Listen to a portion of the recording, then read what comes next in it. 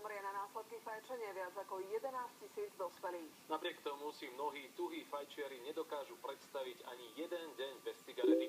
Možno je na čase to aspoň vyskúšať. Zajtra je Svetový deň bez tabaku. Aj keď sme ako Slováci v niektorých rebríčkoch Európskej únie pohoreli, v tom fajčiarskom excelujeme.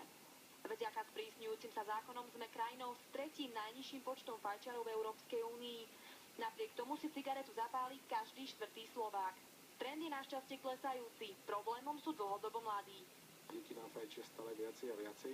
Mladí ľudia vo veku 13 až 15 rokov vnímajú veľkú dostupnosť tabakových výrobkov. Európania vymýšľajú rôzne spôsoby, ako mládež odradiť od cigariet. Viacero štátov to skúša odstrašujúcou grafikou. Budúcnosť by mala byť v jednotnom obale pre všetky druhy cigariet s obrázkami napadnutých orgánov. Sa zdá, že tieto opatrenia neboli až také efektívne. Jednotné obaly cigariet by mali byť v budúcnosti samozrejmosťou aj na Slovensku. Myšlienke je naklonená aj ministerka zdravotníctva. Pokiaľ tie obrázky nebudú brániť v tom, aby jasné veci ako kolky a ostatné označenie, ktoré slúžia k tomu, aby tieto veci boli riadne, tak v tom prípade určite áno.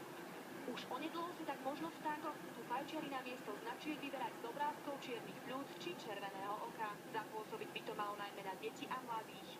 Paradoxne tí by sa do 18 rokov k cigaretám nemali vôbec dostať.